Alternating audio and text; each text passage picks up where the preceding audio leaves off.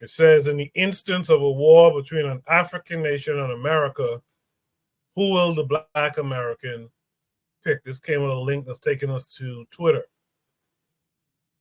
It's a post by African Stream. Hold on a second. Looks like I lost connection to my audio. I don't know why audio is important here now. Let me just redo this. So this is taking us to Twitter, the African Stream, that says U.S. Republican calls for Niger or Niger invasion. In May of this year, U.S. Congressman Matt Gaetz openly called for an invasion of Niger on the floor of the U.S. House of Representatives. Recall that an anti-imperialist revolution has swept Niger, beginning with the coup of July 27, 2023, which brought to power President Tiani. Since then, the Nigerian government has declared the U.S. military presence in the country illegal and ordered the expulsion of U.S. troops. This makes Niger the first country in history to expel U.S. Africa Command or AFRICOM troops. Niger also expelled French troops from its territory and began to nationalize and revoke French licenses in important sectors of its economy. But clearly, some U.S. politicians are not happy about this. Gaetz brands Niger, quote unquote, third world thugs.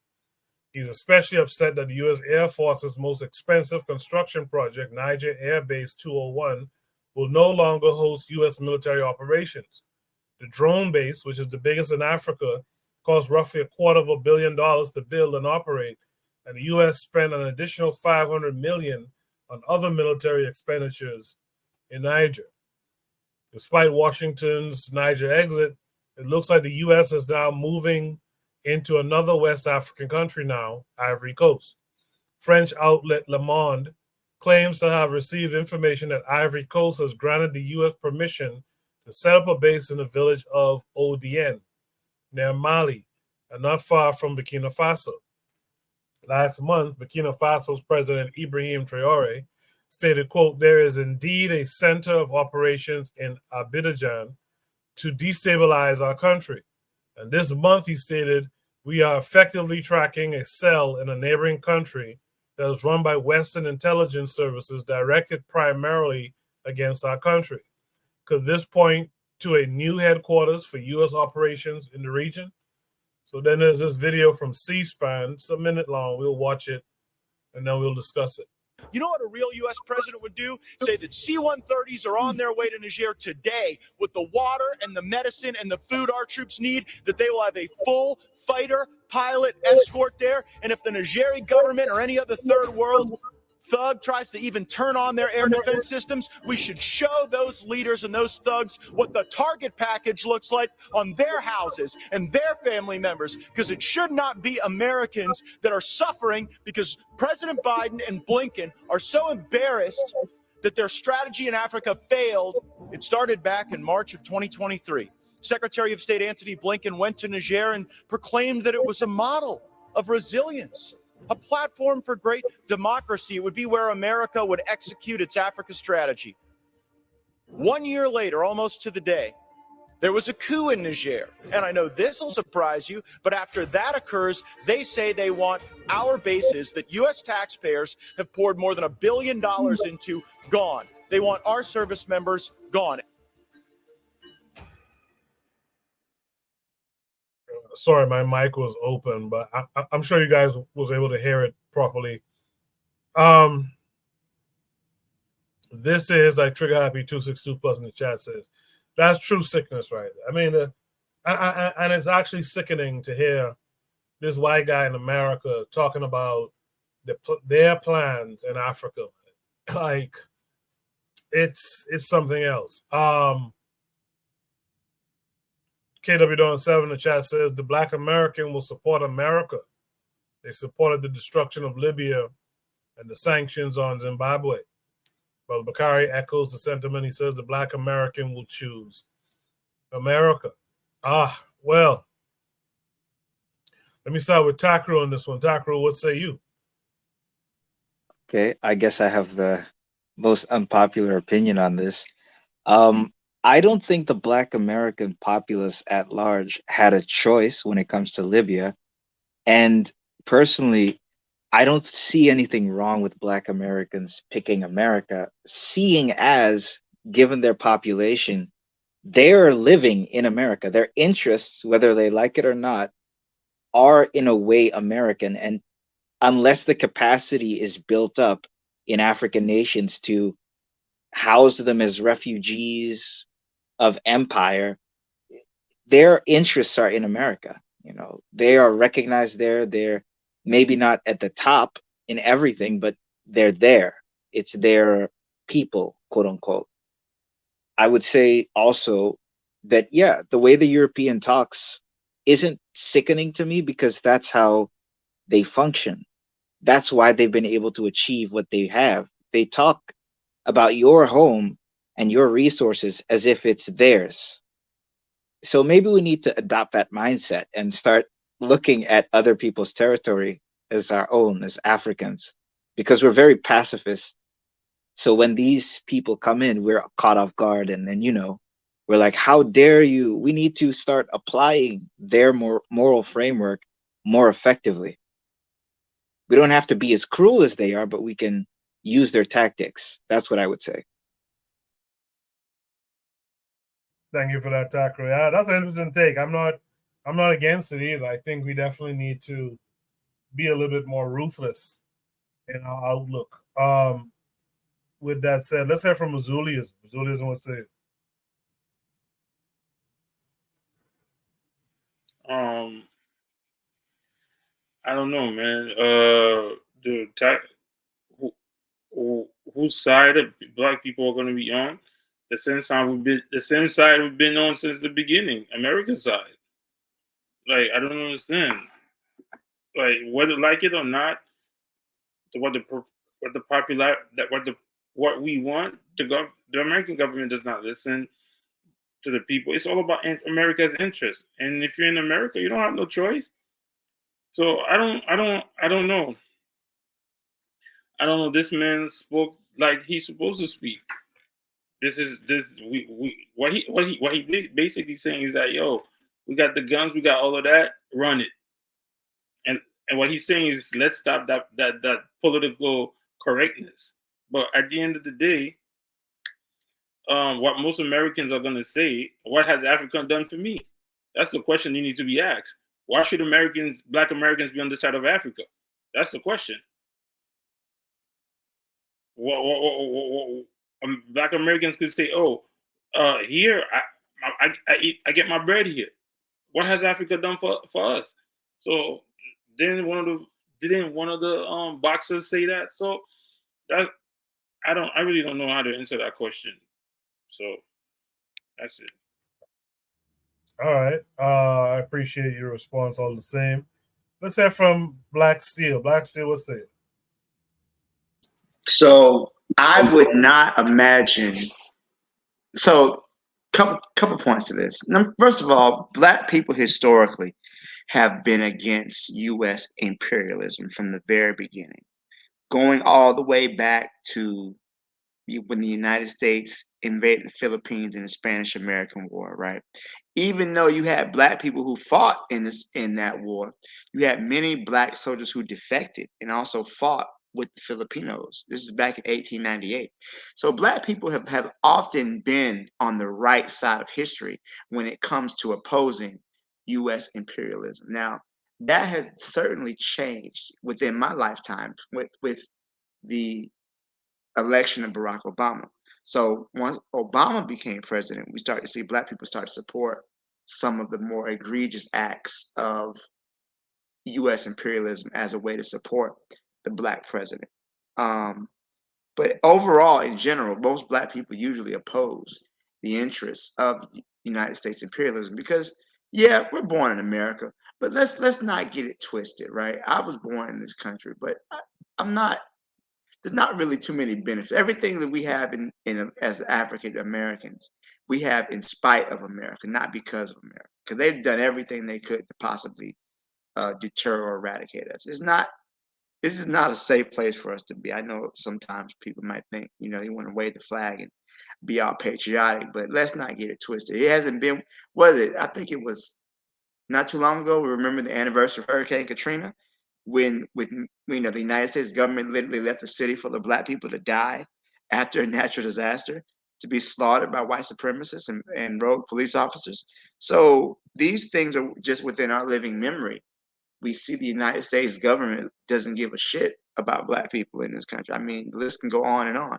So I think black people have to be foolish to support African nation, African U.S., African Americans, or black soldiers or any soldiers uh, going to war with the African country. They didn't. I mean, I don't recall black people being supporting the invasion of Grenada. I don't recall black people being too supportive of what happened in Libya with Gaddafi. I don't believe that we were on the streets chanting USA, USA. And if there were some black people, if there were some deluded, misguided souls, they don't speak for the majority of us. We don't. Most black Americans aren't out here just supporting anytime the U.S. drops a bomb in some poor third world country and kills children, which is what they mostly do. 90% of drone fatalities are civilians. So I don't really see us out here um, supporting that. And I think they're stupid. They would be dumb too, because one thing that I've learned is that the notion of imperial blowback. What happens outside the empire, what happens outside the country, eventually comes back around to affect those people who live within the country, those who are marginalized. So we're gonna start seeing, a lot of that violence, which we already see it. But no, can't see black people in mass um, supporting Black Americans supporting the U.S. if they were to invade African nation. You're going to have those ADOS clowns who probably more likely than not, they're more likely, you know, FBI or COINTELPRO or whatever. You got some white people behind those accounts, but overall, I don't really see us. Yeah, they invaded Burkina Faso. Yeah, they invaded Mali. USA, USA. I don't see that being a good thing. I think we have more sense in that. Now, I will say this too: you got to be careful this upcoming election too, because a lot of black people support Kamala Harris for some reason. There are some who don't, but once you put a black face on white power, many black people who don't have the necessary political education will support that, even if um, that is not in our best interest. So even then, I think that's very dangerous when we have these black politicians, and they're towing the line, and we instinctively want to support our people because they're black, but at the same time you got to make sure the ideology aligns.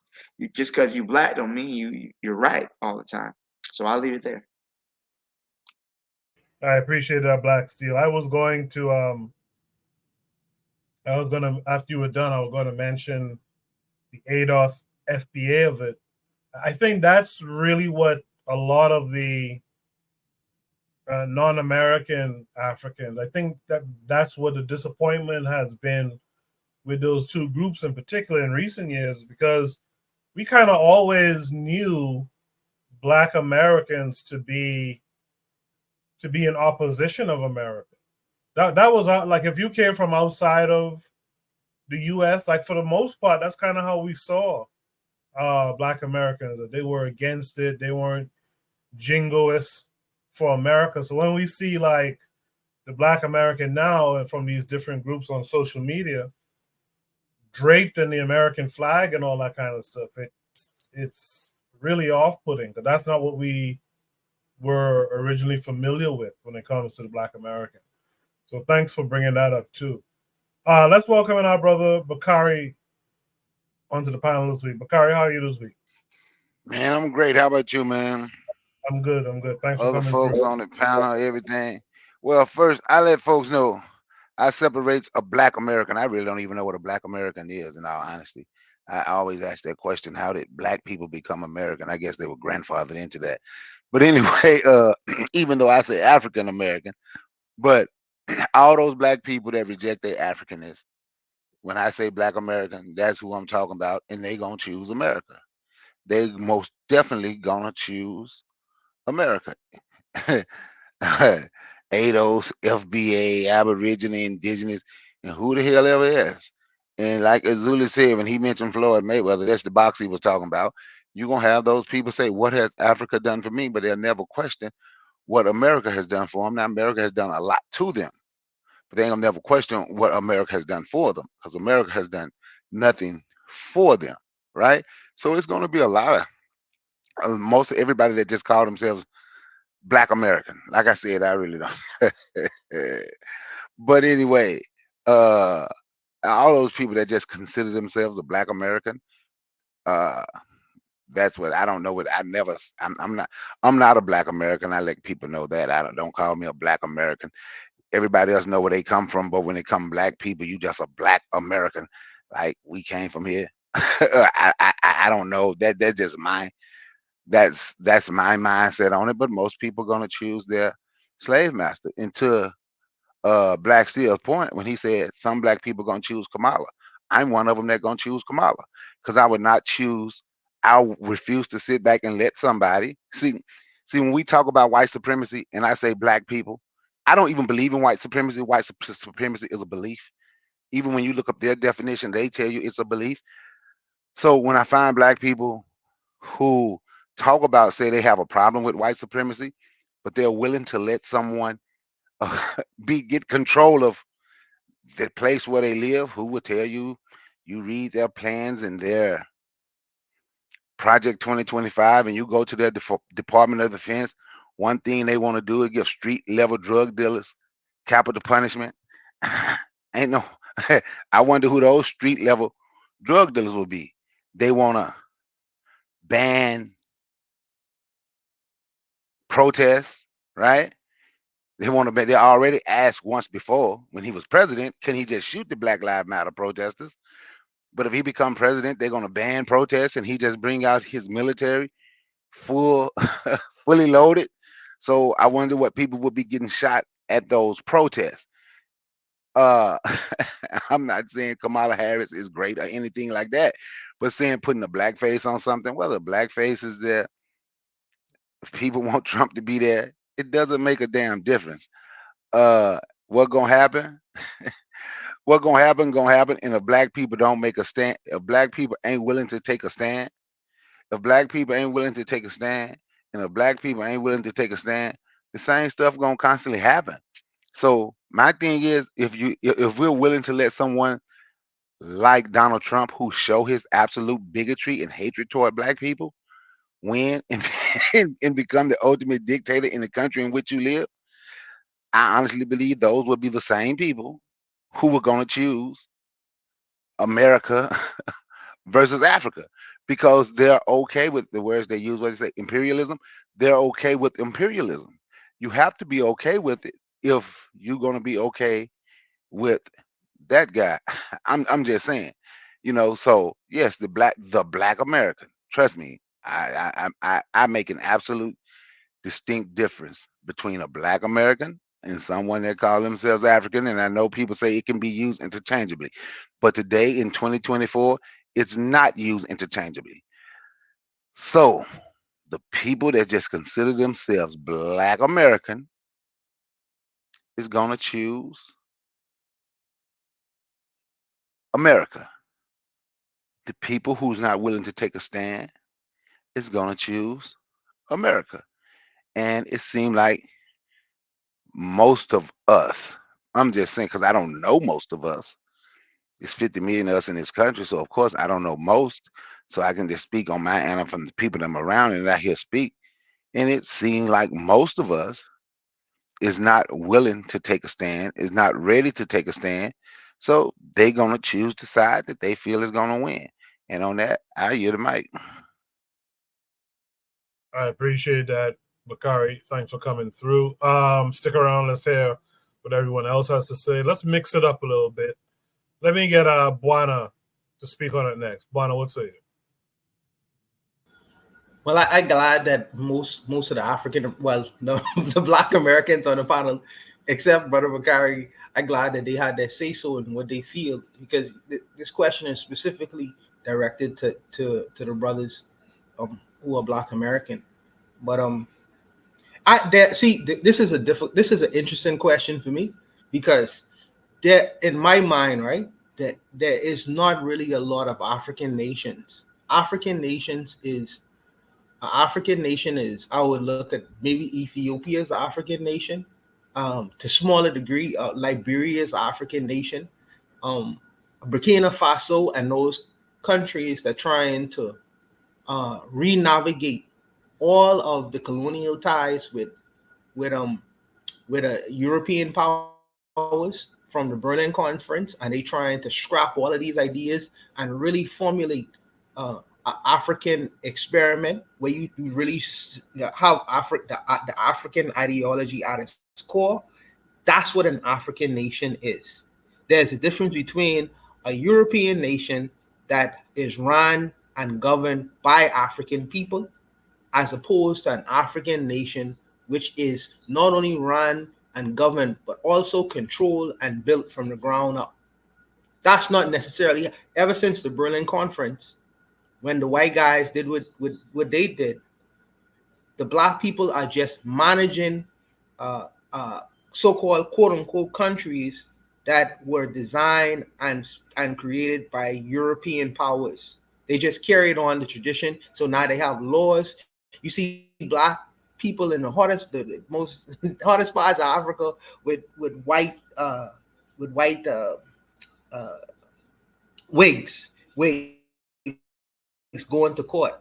They still going off of the ideas of the European colonists coming in and structuring and creating these so-called countries. So for me, in my mind, there's not necessarily an African nation yet. But I want, well, not many of them, but I want to maybe accelerate the question a little bit if I can, because it's easy to say, well, the Black Americans are going to fight for the Black Americans. I mean, America, obviously.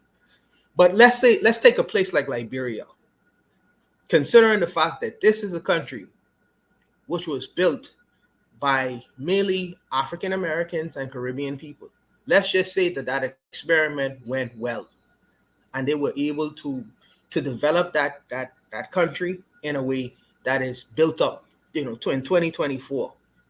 Now I'm curious to know, at that point, since fundamentally it was built by African American people, do my African American brothers think that that the blacks in America, if they had an issue with Liberia, if it was developed, would they go to war against Liberia? I really wanted to maybe play with that question a little bit to see what the outcome would be. So that's the any of the African American brothers. I'm curious to know the answer to that. The question is, would America go to war with Liberia? No, no, no, no, no. Would the blacks inside America,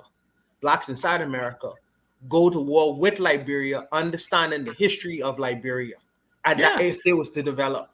So if they're a black American who's in the U.S. Army or the Marines or Navy, they got orders. They got to go. They got to go. But would the civilian population support such a thing? I would probably say the majority of us would not. Again, you're always going to have those, those super hyper patriotic people. But I think for the overwhelming majority of us, I'm going to say no. We're not going to support something like that. I mean, if black people can go outside and, protest everything else, they're not going to support just naked U.S. imperial violence against the African nation. For what reason? What terrorism? Is that what they're going to say? The U.S. already got, I mean, the thing is, mostly too, the U.S. usually avoids putting ground troops in Africa for any significant engagements. They usually don't end up well. Look what happened in Somalia back in '92. And after that, up until AFRICOM, you didn't really see a lot of American soldiers on the ground in Africa. Now you're starting to see an increase, but we have Obama to thank for that. But overall, you didn't really see it. But I don't think that we would support that. I think we'd probably be very, very against that. Again, you got the jingoists and the proud to be an American type black people, but most of us are not going to be okay with that. Bueno, were you done? I no, Black Steel gave me the outcome. I'm curious to know what others may think. Maybe they didn't hear me, but I thank you for that, Black Steel, because I'm curious to know what. Go ahead, brother Bakari. You asked, what do I think? Once again, you say the Black American. See, I keep telling you, Yes. I make a distinction. So yes, the Black American will fight against Liberia, because most of those people that only consider themselves Black American don't have nothing African about them, don't want to be associated or deal with Africa at all. And and it started on when I first saw how big it was on social media. But then when I go to places like the Malcolm X Festival, and I go to places like the Marcus Garvey Festival, and you see these people showing up to these festivals to tell African people that you ain't Africa, that you're not African, and they've been doing it now for years. Like, it's a lot of black people here. It's a lot of black people here that's gonna choose the other side because there's nothing African about them. Hold They on, brother look, Bakari. Hold on for a second, brother Bakari. So what I'm saying is, to be clear, so Liberia is a country of ex-Black American slaves. So so do you think that they still in thinking about that? Do you think that the outcome would remain the same? yes, the outcome will remain the same. They are loyal to this soil, and they are going to tell them we have nothing to do with Liberia. Like Azuli said, what has Liberia done for me? That probably would be the question that is asked. Yes, man, I'm telling you, man, these people out here, they're out here, and they are out here a lot. They are out here more than like I said, more than I thought they were. I saw people at the Marcus Garvey Festival walking around with their shirts, and I don't even know why they let them set up a booth to sell. Man, you got the ones now. See, we ain't no African. We the, pardon my French, because I hate this word, but this is what they're selling. We the new nigger nation. Yeah, man, them people ain't thinking about no Liberia. They ain't thinking about nothing in Africa, dude. These people ain't thinking about nothing but this. I'm telling you, see these people at these festivals, you see them out on the streets. Talk to some of them, man. They ain't thinking about nothing about no Liberia. They ain't thinking about none of that. They just thinking about America. I They kind of just had think. two thoughts. Oh, sorry, if you were still going to No, talk, go I'll wait. ahead. I'm done. I'm Yeah, done. Go ahead. yeah. So while you were talking, I sort of had two thoughts on the matter. When you're saying Africa, right? Realistically, from my perspective, do a lot of people, specifically Black people, whose ancestors were sold into slavery primarily through African collaborators and European opportunists, right? Even if we did identify with Africa, what would our place be in Africa? I mean, we were the expendable class or the people who lost their empires and lands. So it's not just going to be given back to us, right? But even if we do go back now, given the economic disparity, depending on which Black nations or peoples you're talking about outside of Africa, specifically in the Western quote unquote New World, if they did go back, they would have capital and the locals would resent them because there's a disparity in capital and obviously a difference in culture, right? Like, I think identity is very malleable. So if you watch this movie called They Clone Tyrone, in my mind, looking at the numbers, there's like 100 something million white people in America, 50 million blacks. In 2 generations, you could have a bunch of white people. Like, I think racism is the only thing protecting Black people's identity. If if it's hard to believe, that's the only thing. Like, if whites really wanted to, 2 generations, you have white people. So I think the identity is very malleable. So even if you say, oh, call yourself this, call yourself that, the moment you are disconnected from the land and you're isolated somewhere, a lot like fish species or certain types of animals, there's already a change. And power dynamics in humans are a big part of this, in my opinion. So I don't know if it's feasible to to synthesize, quote unquote, this African identity that's positive to everyone, in my mind. So like, which Africans are we, is what I would say.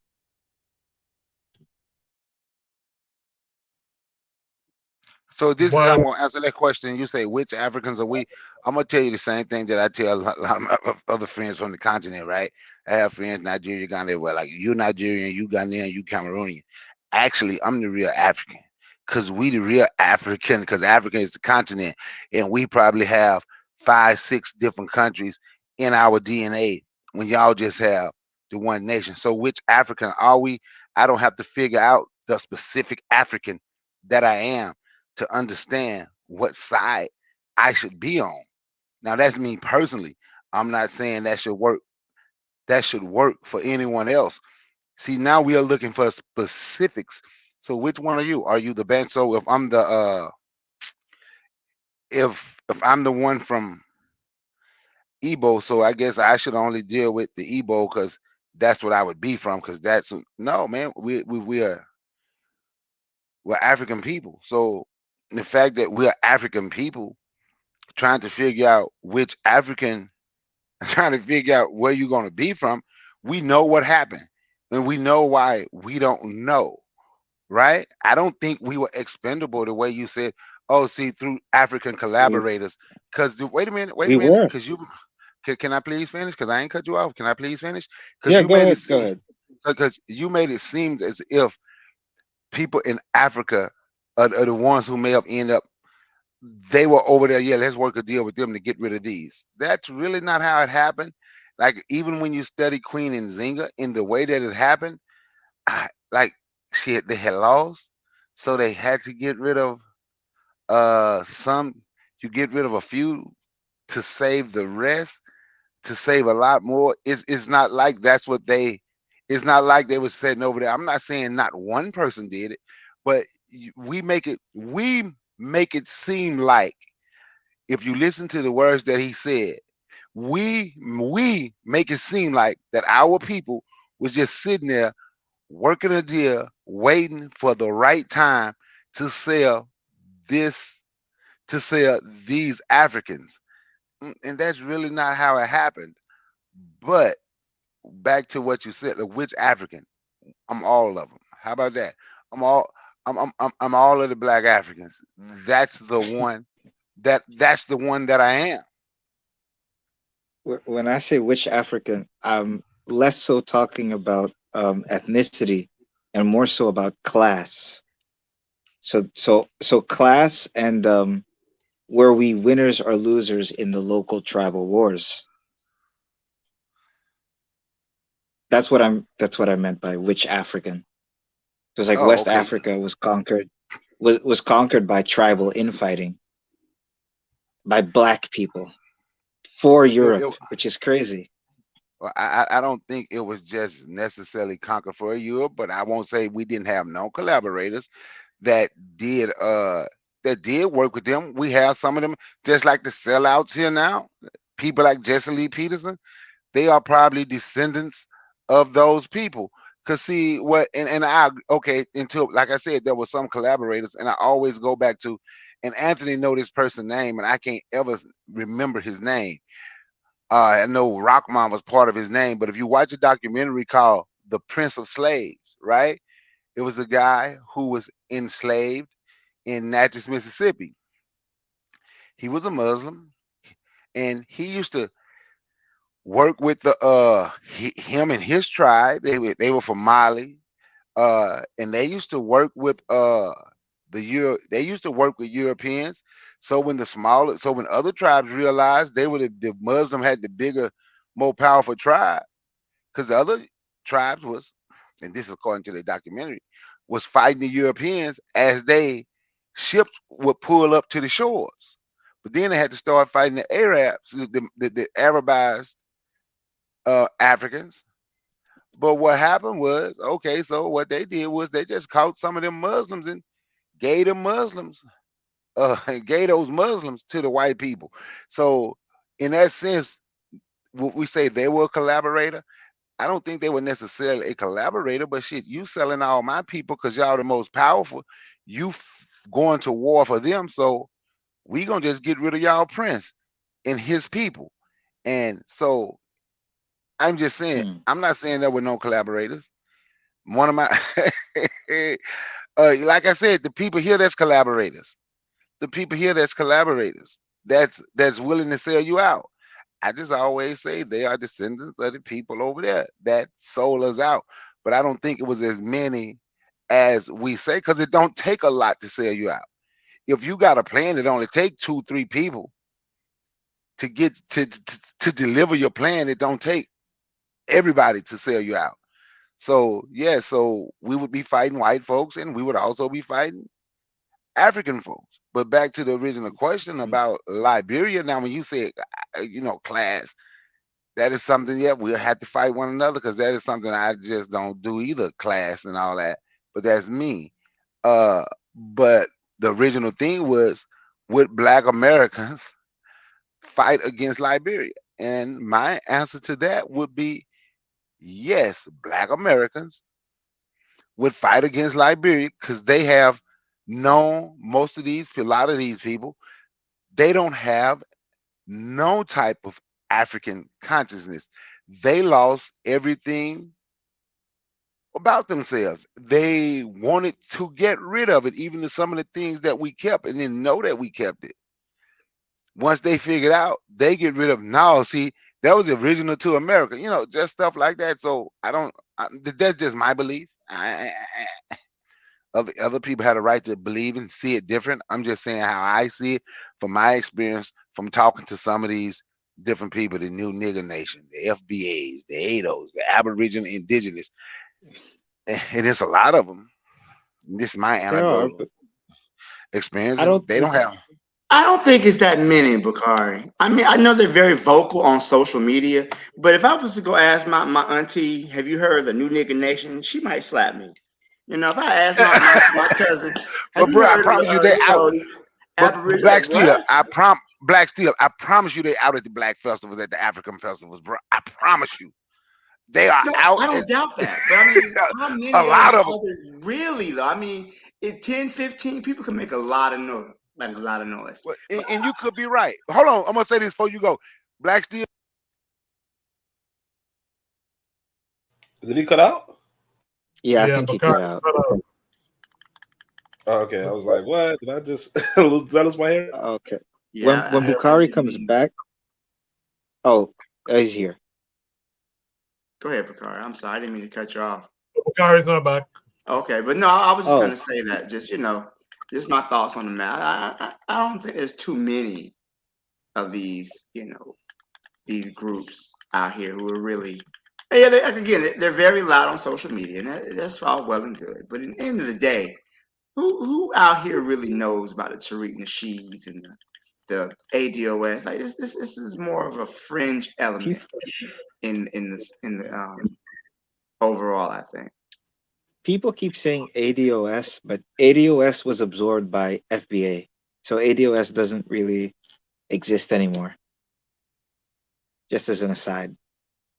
Okay. All right. Thanks for that.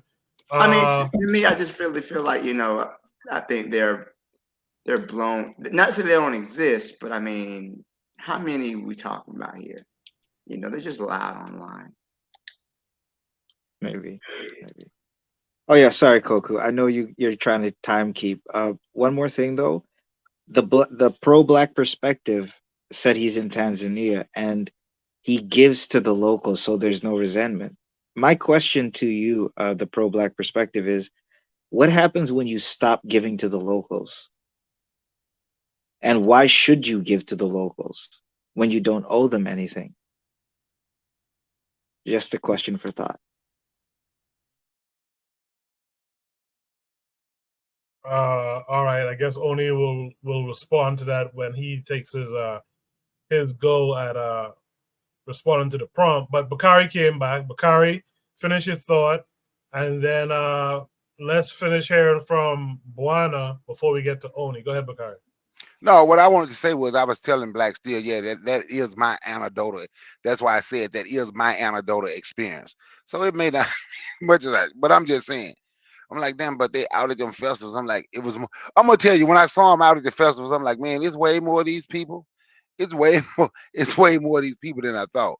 But that's why I said it's my anecdotal experience. But yeah, I got knocked off. I had a phone call, so I'm gonna listen offline. I got some company finna come over, finna walk in my All right. door. I'm Appreciate gonna that, listen, Bakari. man. All right, man. Appreciate y'all. Peace and one love. Yes, sir. As Oni makes the whip sound behind Bakari. Okay, so like I said, Bakari, I don't think Buana ever really answered the question himself. He asked a question. So Buana, this is your chance to finish your thought before we go to Oni, and then we finish with Anthony.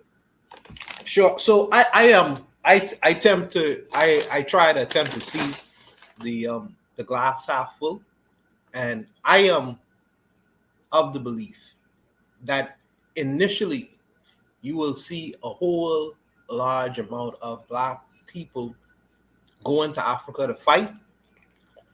But I think that in spending time in them areas and understanding the politics of the country and understanding what is being tried and understanding the actions, the underground actions of your country, I think that you will see a lot of defections. I think that Black Americans, if they was to be put in a position to actually see and actually actively have a real choice, I think that they'll defect. I think that they'll choose to even not necessarily fight with the enemy, but to say the hell with this. I'm not busting no guns and no more Africans. The hell with that. I'm not willing to do it anymore. I think that most, like Brother Bakari was saying, that because so many of us in the Western world, not only Black Americans, but Black people in the Western world are not conscious, have that idea of consciousness. I think that we have been conditioned to act a certain way.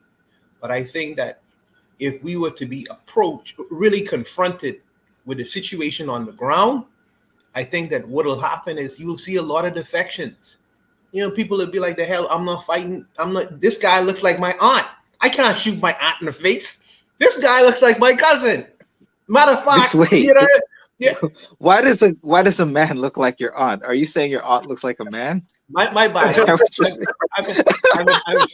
misspoke.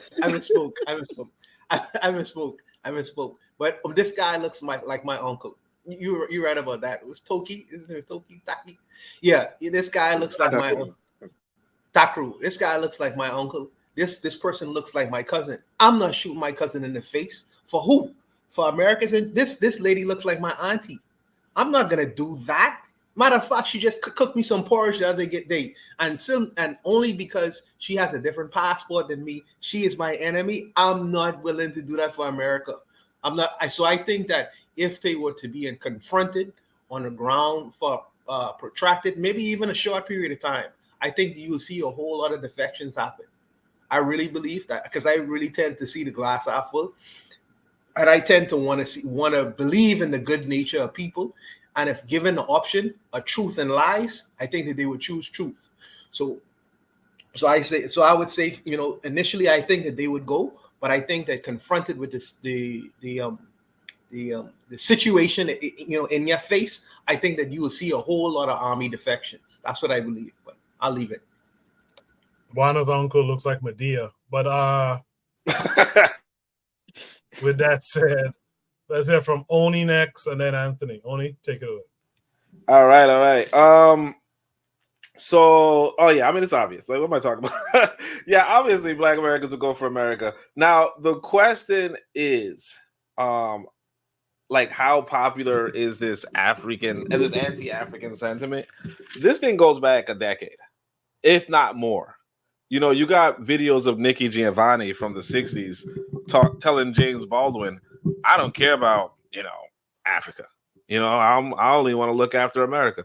And, she looks like a pretty version of Yvette Carnell. You know what I'm saying?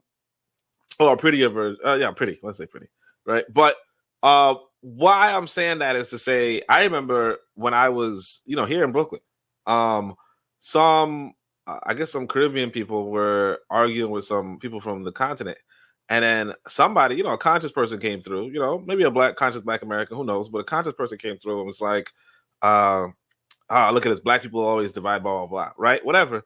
And then regular schmegular black American said, those aren't black people, they African, that's not a black person, that's African. And I remember one time I was dating this woman from Texas, and I brought her to a Jamaican spot, and she told me that afterward, when we were talking, I said, no, I think I told her because I probably was my mistake, honestly, but I was like, I brought you to this black-owned restaurant and blah blah blah. And she goes, this is not a black-owned restaurant. This is Jamaican. You know what I'm saying? So, and this was a decade ago. Yvette Carnell was still doing whatever she was doing for that dude, whoever he was, right? But yeah, this sentiment of they're not like us, right? Is an old sentiment. And here's the thing I meant to say on the last prompt about the music, right? We're not factoring in that people are are probably a little bit dumber now, and if not dumber now, a lot more heavily propagandized. So recently there was this post on X where this guy, they were showing some Iraqi family being harassed by some American soldiers, and this PhD, he decided to, white guy, right? He said, you're lucky that we only gave you, we only kicked out your door. We wanted to nuke you, he wanted to turn you all into glass. You know what I'm saying? And then people are pointing out to him, he said he wanted to turn you all to glass because of 9/11. And people are pointing out to him, Iraq got nothing to do with 9/11. And he's like, yeah, I know it doesn't have anything to do with 9/11, but we didn't know at the time, blah, blah, blah, blah. The point is that, one, people are much dumber now. So that goes for the music too, right? Why the music is not going to be as well received. But the other part of it is this: because people are dumber now, right? You could fall for some propaganda much more quickly, right? So as if they tell you, because in fact, I'll tell you, matter of fact, this, they found a dead black American, I think in the Congo or something like that, right? And black Americans were pissed. Why are they killing us in the middle of the Congo? Not asking the question, what am I doing in the middle of the Congo? Right? Why are there black soldiers in the Congo? But in fact, y'all even know it. Here in America, you're going to hear a lot of times, oh, this black soldier was killed in this area.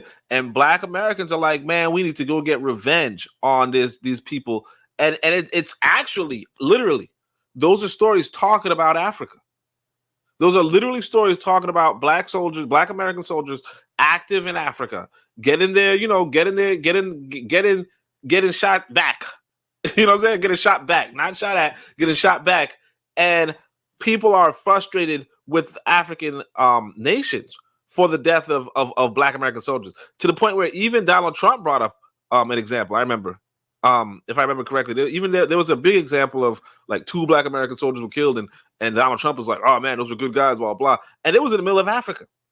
And black Americans were not widely questioning, is it because of, is it, what the fuck were they doing there? Like, what were they doing there? They're really saying, why are they killing us? You know what I'm saying? Well, we should go kill them.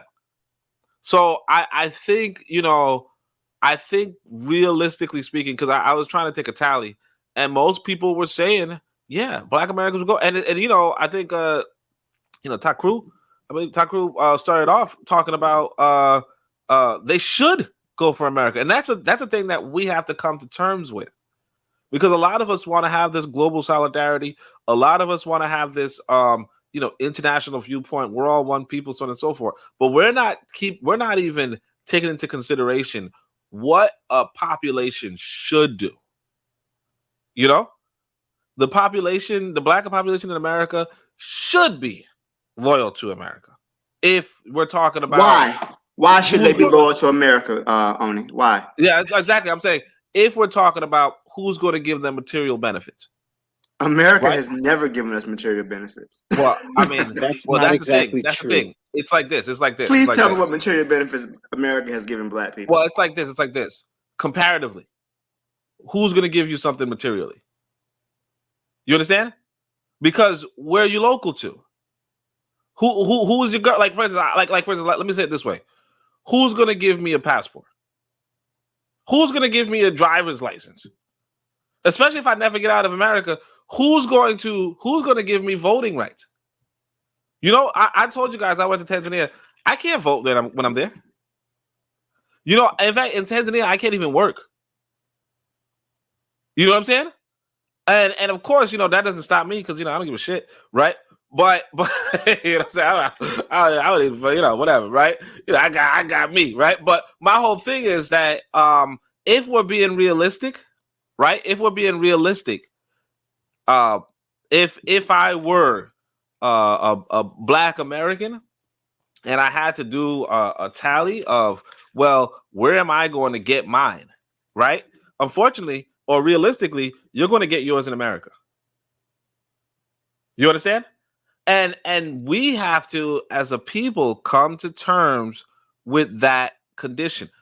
Unless a Black American moves out of the country, and again, you're not guaranteed any citizenship anywhere. Because again, I can't get citizenship in Tanzania unless I give up my American citizenship, obviously. But I can't. And you know, again, you know, who knows how the economy would be on me for that.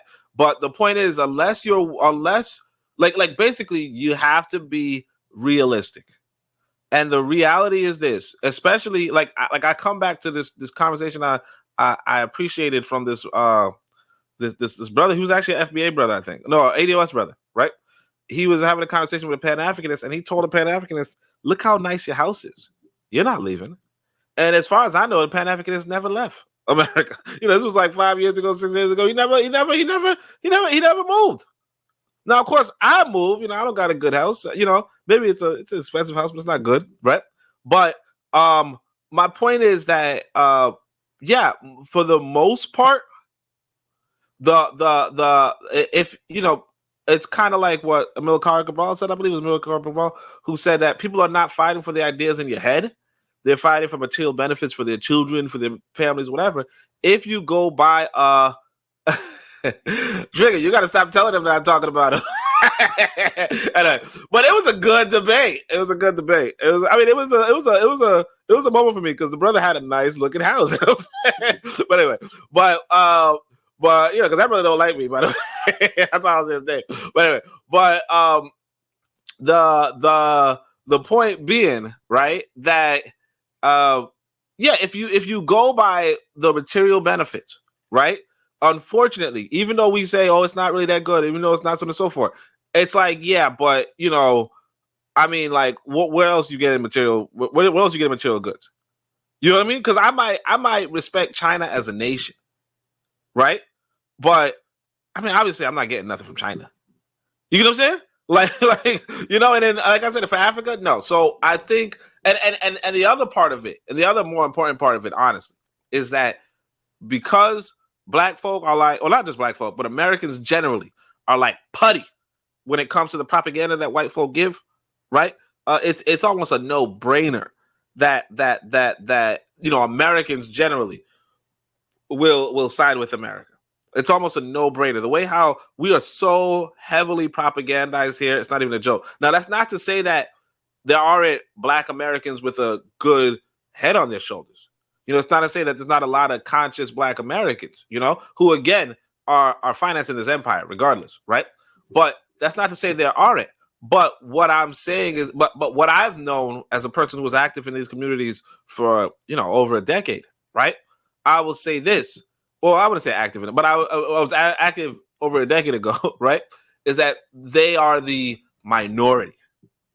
Okay? They are the minority. And I'll just end with this because it's not really about whether you're Black American or not. It's really about whether you're in America or not. I have an uncle who was Jamaican. Like, he's obviously a Jamaican. Well, he's not a Jamaican. He's like St. Vincent or something, but you get what I'm saying, right? But my uncle, he, you know, Caribbean guy, he got into the Iraqi propaganda and, you know, the anti-Iraqi propaganda, the anti-9/11 propaganda. And he went over, you know, joined the Marines, if you will, or whatever, right? And his whole ambition was to go kill terrorists in that other country. Now, America is the biggest terrorist country on the planet. Okay? That is America is the biggest terrorist country on the planet. And what they did in Iraq, or what they would do in Africa, what the guy Gates was just talking about, would be terrorism in Africa. And a lot of us, the reason why we were trafficked was because of European terrorism. Okay? A lot of us were trafficked here because of American European terrorism. So I would just stress on that point, that and just to answer the brother about whether I'm supposed to be given to the reason why, look, again, wherever you are in the world, you given to the locals, right? Because you unless you like from Star Trek, you can't just create food out of thin air. You know what I'm saying? Right? You can't create food out of thin air. And so, you're going to get local food. I mean, not you could get foreign food if you want, but even the only way you're going to get the foreign food is if you deal with locals. Somebody's going to deliver it something. So you're going to give to people just so that you could survive as a species. So that's why I would do it, because I'm there, right? On that note, however, on the other side, because I can't work in that country and because I already have money, right? What I'm going to do is I'm going to I already did. I opened like a restaurant, I opened this, I bought a farm, I did that. A lot of those things didn't work. So I just lost that money, and it's okay. I'm Gucci, right?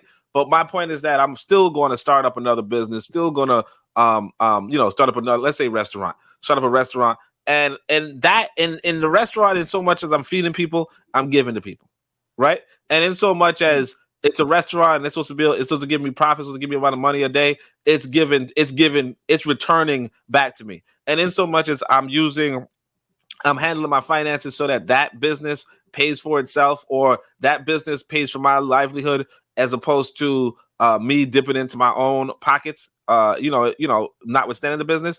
Insofar as that's the case, right? I'm not finna run out, But of course, anybody who runs out of money and becomes a beggar is a beggar. Okay, and that's everywhere in the world. You're not supposed to be a beggar. So as a man, my whole thing is my theory of how we men should be is that we should have our shit together so that people look upon us, as I put it, as helpful and useful. And because of that, I have no intention of not being helpful or useful. But if I ever do become helpless and useless, yeah, people might look down on me. But they look down on their own who are helpless and useless. I as far as I'm concerned, I'm an African, they're an African, and there's nothing wrong with that. All right, I agree with that.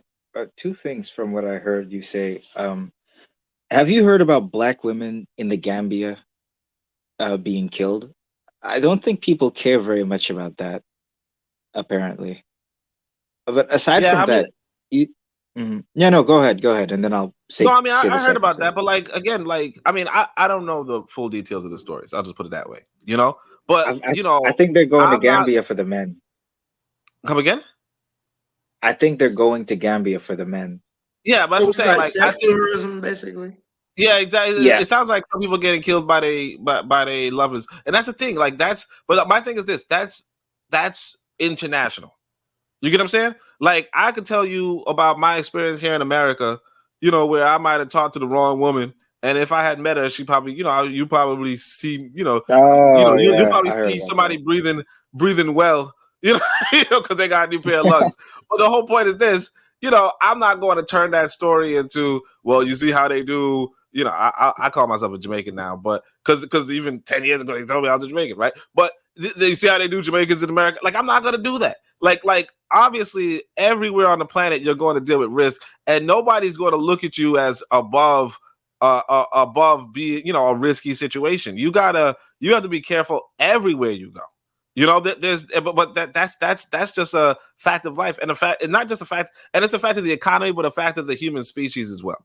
Like, honestly, we as a human species are not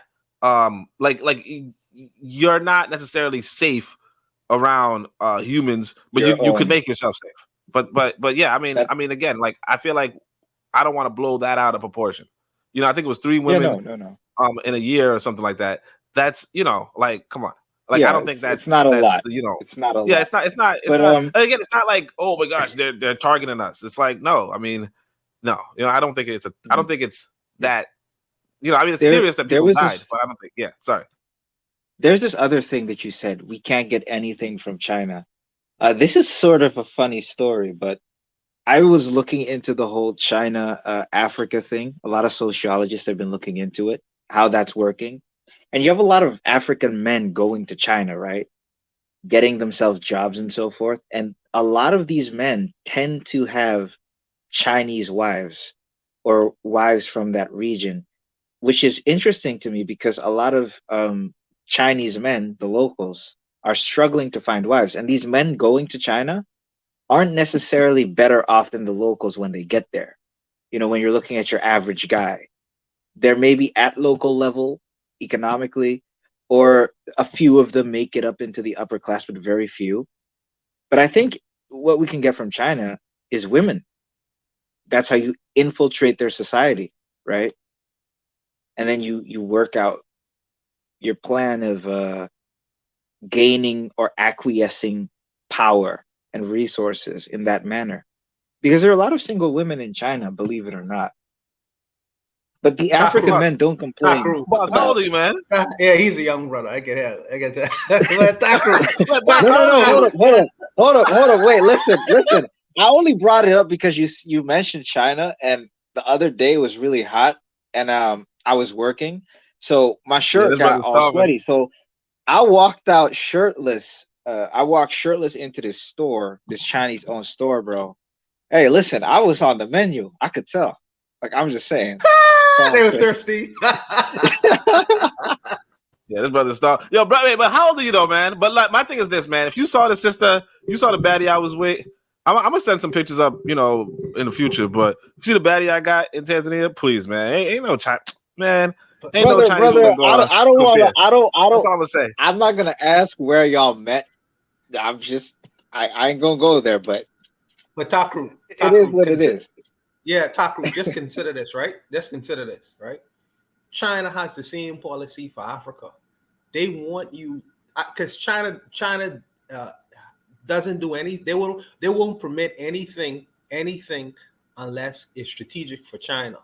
So the fact that African men are going to China and having relationships with Chinese women, the Chinese government understand that this is a segue into the economy of Africa.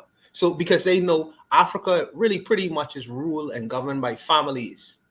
So if you have a Chinese baby or a mixed baby, you have right in Africa, in the African continent now. So now you have land rights, you have land privileges, etc., etc., etc. They think long term. So they don't mind. It's a kind of strategic relationship. So while you think that you're going in and trying to segue yourself into the Chinese society, the Chinese mind just looking at you and say, okay, he's just thinking about 10 years, but I'm thinking about 100 years when my people are going to be in control of that land, rightfully so, because now I have blood in the soil. I have a bunch of Chinese babies. This is how they think, but I just want you to consider that. No. I know this has been happening because in Africa, I believe most of the cases of interracial marriages have been Chinese men, business owners, but also unofficially, a lot of Chinese men have been making baby mamas in Africa. The miners, a lot of the Chinese mines use Chinese miners, and these miners or mine workers, they're impregnating local women and leaving a whole bunch of bastards all across the place. But Buana, what I'm saying is that if you consider the culture, right, of blackness, and specifically the disconnect between the physical features a mixed black child will have in China, they are predisposed to identifying with their African or black culture before the Chinese culture. So over 100 years, you will have the African culture dominating. I was trying to mention this because how can you have a bunch of African men immigrating into China and having Chinese wives en masse for the most part, but Chinese men are struggling in the millions? I don't think it's just the exceptions happening because of their population size. I think it's that the women are seeing that the African cultures or the black cultures are more liberal in comparison Well, to their own. well, That's what I let me think is happening. So yeah, go ahead. yeah, let me just tie in this.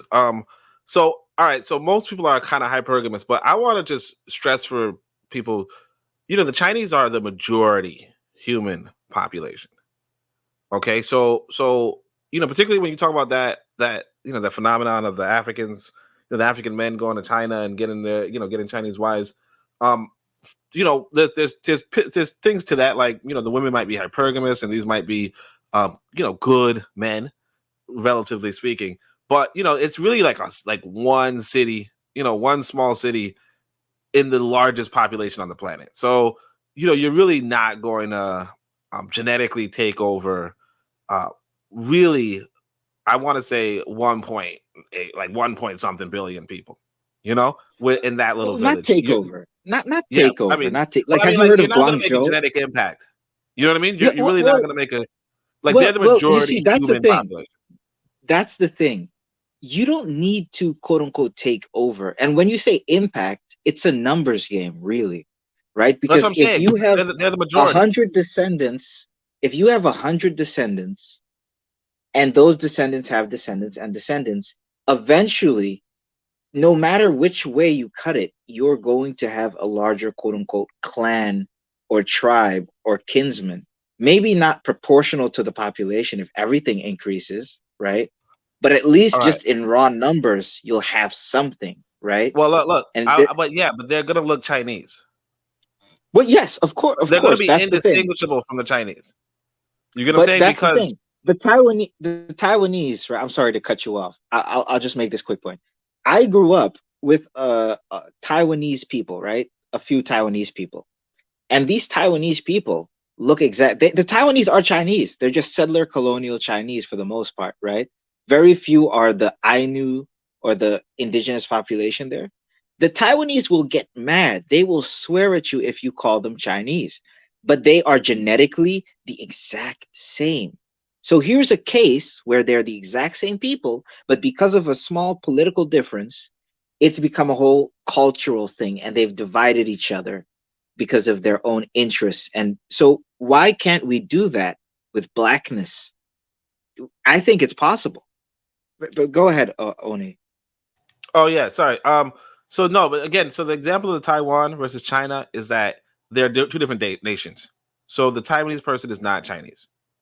You get what I'm saying? Because he's not a part of the Taiwanese nation. The black people going into China and having children with Chinese women, their children are Chinese because we're talking about a Chinese nation, right? And so what happens now is that your genetics will not outnumber the genetics of the Chinese in the long run. And so even if you had a significant, it's basically you'll never have a significant population of black people in China. Like there's just no way to mathematically pull it off. So your genes would be lost. Now the Chinese can, if they were to in mass travel to Africa, replace the African population completely. Now they don't do that, but that's that is a reality. So it's like that scheme of, hey, how about we genetically annihilate the Chinese? That's not even possible. It's just like how you were saying earlier.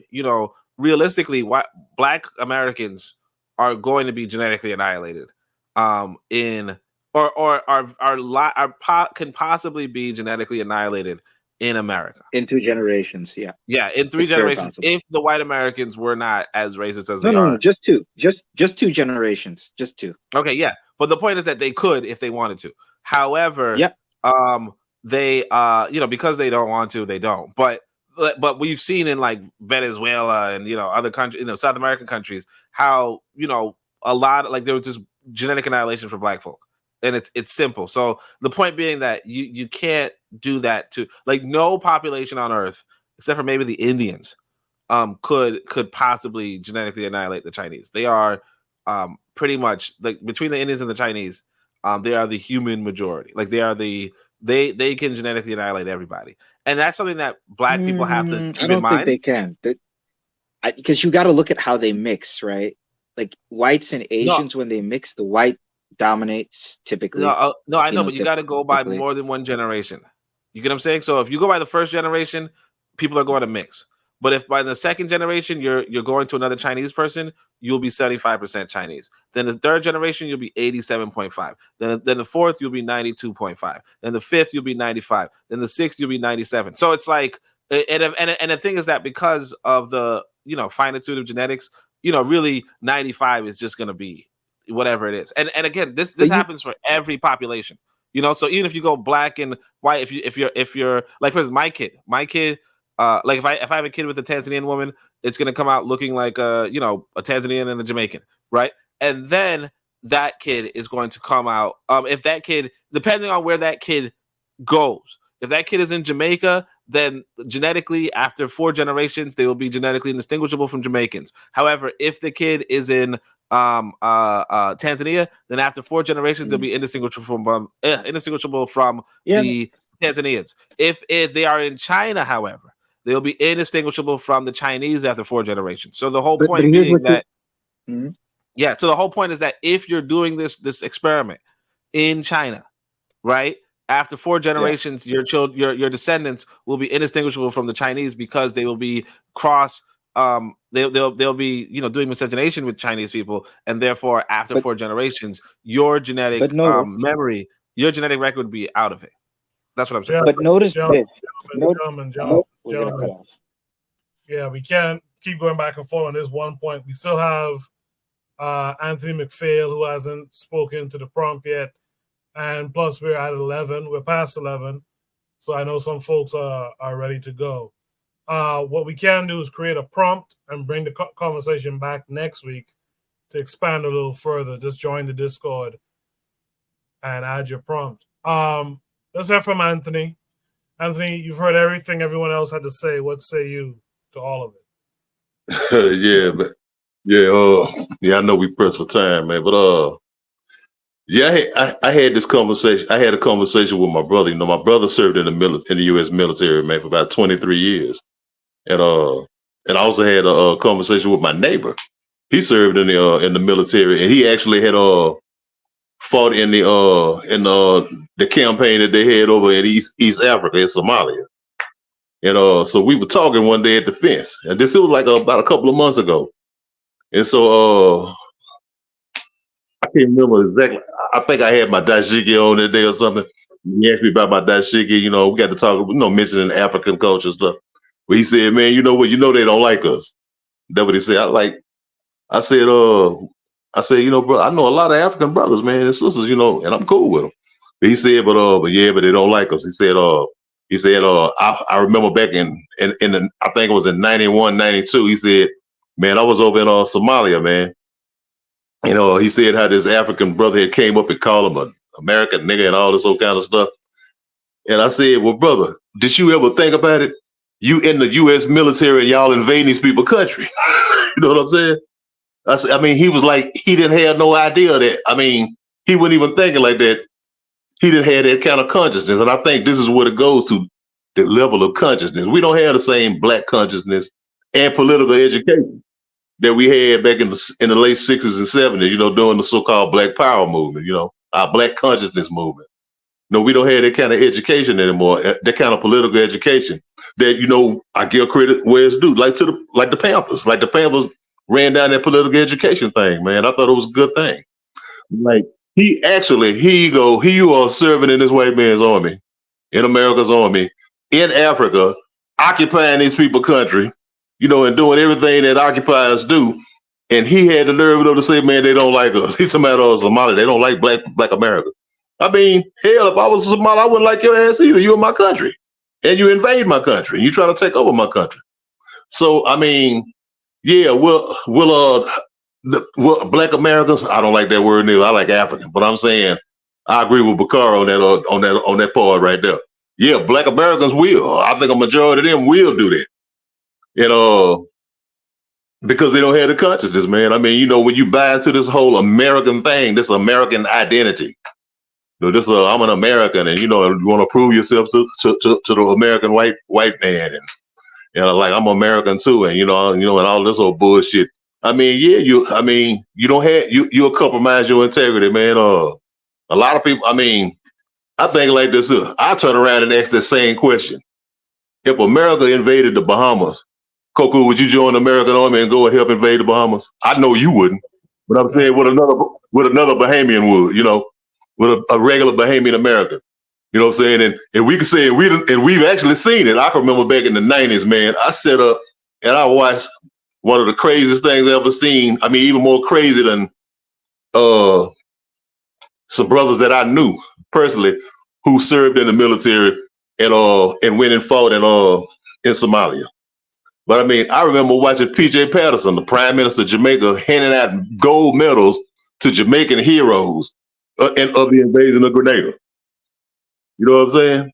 I'm like, y'all brothers, y'all some black brothers, y'all some African brothers invading the African country. And it's the same thing. Like I was telling my brother, me and my brother set up one. We almost came to blows over this shit.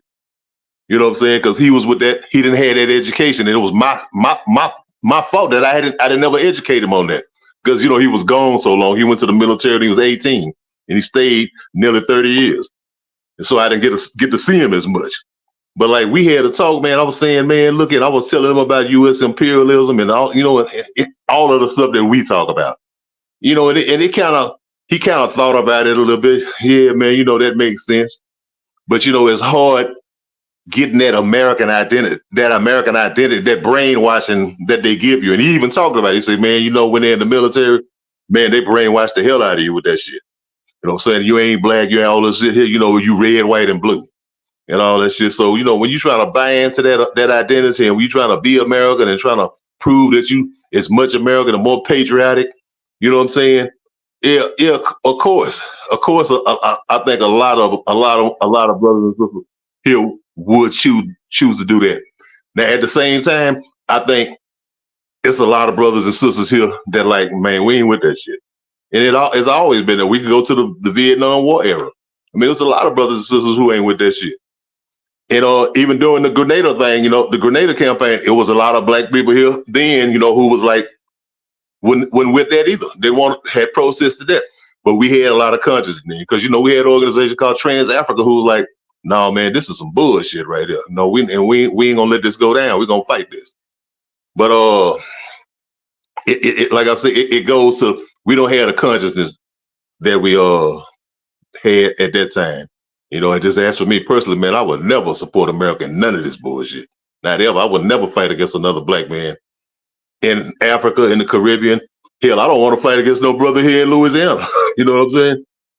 I would never do that. But yeah, unfortunately, I think a lot of people because of we don't have the self-awareness, and the consciousness and the political education. Yeah, I think they would.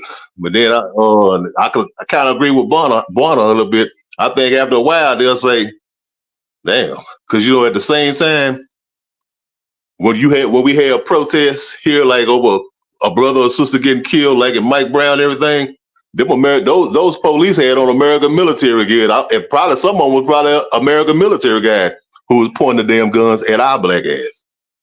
You know what I'm saying? You got to always think about that. Okay, today we gonna go and kill these Negroes over here because these Negroes got an accent. These Negroes got a different culture. They Caribbean or they from Africa. Well, you know what? Them your people. And when they this example do Diallo, when they shot him 41 times, they ain't say whether he was a black American or a continental African. I'm saying we got to keep that kind of stuff in our mind, though, man. I'd knock off right there. Anthony, one quick thing. Anthony, yeah. To your question, brother, America never have to worry about putting a gun in a Bahamian American hand and wondering what he is gonna do with it if he was to invade the Bahamas. All America have to do is just put a bunch of guns on the shore of the Bahamas. We'll take care of it ourselves. We so good at killing each other. We rank in the world right now. We rank 6th in the world at the highest murder rate. 6. The country they say is paradise. We rank 6th. You know who's number one? You know who's number one? Anthony, guess who's number one? Who? Jamaica. I can believe it. Hey, I can believe it. Hey, brother, because like I said, I stood up there. I was looking at that at that I say this man handed out gold medals. You know what I'm saying? Like awards to brothers who had invaded Jamaica. I mean, invaded Grenada. Yeah. I mean, listen, bro. All they need to do, like I say, America don't need to invade none of these Caribbean. All they simply need to do is put some military-style guns for free. Like, you know, I hear that sometimes they leave guns in certain neighborhoods in America. All they need to do is just put it in some areas. We'll take care of it all by ourselves. We'll shoot everybody. We'll shoot it literally, you know. And I don't like to say this about Bahamian people, but I just live here long enough to know how. Man, anyways, I just really wanted to put that out there. America never has to worry about a Bahamian American coming here to do any harm to Bahamian people. We good at that. We didn't master that. We master that. All right, that's the show for tonight. We only got to 3 of the 5 topics, but that's all good. I'll bring them back next week. Join the Discord, navigate to the Shoot the Breeze channel, leave your prompt, and please leave a coherent, concise prompt, and leave an attachment, be it a tweet, a video on YouTube. Make sure it's no longer than 15 minutes, etc. Before you guys who's still on the panel leave. One quick thing before I go. Provide Triggers made a statement tonight, and I wanted to answer that. She said that while we focus on African Americans, what happened usually is there is something called the Discord. On the Discord, people could put any questions they want to. That could come from anyone around the world. It could come. That prompt could have been created by an African American person. So when Koku brings up these prompts, he is just merely putting up a prompt, someone else put in the Discord, and we are simply answering questions. We're not centrally focused on any particular group of people. If you want to next week, you could put up a prompt saying, would Africans or Caribbean people attack people in the Bahamas? You could flip it around, and he is just going to put the prompt out there for us to discuss. So we ain't focusing on no particular group of people. We just simply answering the question that's put out there as a prompt. That's it. I just wanted to answer that for the sister. Yeah, and I was going to shout out to her. She had that as a follow-up question, but we didn't have time to really address it with each panelist. But thank you for that, Buana. Buana, while you're here, what's your positive shout out in general for this week? I can't really think of something that's really be positive that I could really point to. But shout out to life, shout out to good health, shout out to wealth, shout out to being able to have a discussion with the brothers again on the panel. Shout out to Takru, a young brother who actually listens, and he had very valuable comments to make tonight. I love the fact that him and Oni had the ability to spar with one another. Two young intellectuals going at it. Shout out to Kim G. Verse for giving his expertise tonight, and also Anthony McFall giving his expertise as well, because he's a very sharp man. So just shout out to the brothers on the panel, man, and shout out for the dialogue. I'll leave it there. Appreciate it, Buana. Thanks for sticking around with us to the end. With that said, Anthony, what would you like to shout out this week? Oh yeah, I just like to shout out all of the brothers on the panel, man. I had a great time, man. I learned some things. And I want to say, happy this holiday, man. Is International Day of People of African Descent, man. And I just want to say, peace to all people of African descent all over the world. Appreciate that, Anthony. Thanks for being here once again. Takru, what would you like to shout out this week? All right. Shout out to Afro pessimists and Black people who think about their existence and their place in the world. Shout out to you as well, Takru, for coming through. You're always invited, so make sure you come through. Check us out every week, 8 p.m. to about 11 p.m. Last but not least, let's get a positive shout out from Oni this week. Oni, what would you like to shout out this week? All right, I'm about to shout out the best news I got. Check this out, guys. Well, let's just say, shout out to, this is for the Black man. A brother got sole legal custody of his son. What? Nice. Yup, I know, man. Congratulations. Shit, Congratulations, brother. A black man getting full legal custody of his son? Come on, yeah, boy. I mean, of course, I don't want his mother to hear this, but but yeah, man, we did it. So I was fighting for that thing for I don't know how long. But I got it. So I mean, it's not exactly a child on the way, but it's like you got your son. And now I could, travel without any sort of problems or anything like that. So big up to big up to that, man. Best news I got in years. That's it. Yeah, shout out to Provide Triggers who said point well taken, Buana. Several people, Real Black Gentleman, Trigger Harry 262 plus, Buana. Several people gave you congrats on that. And again, congrats to you only for that. Now, I know you could travel without much headache, so that's good. With that said, we should be back next week. Again, join the Discord, post your Shoot the Breeze topics, and we'll get to those on the next Shoot the Breeze. Until next time, you guys be good. Peace.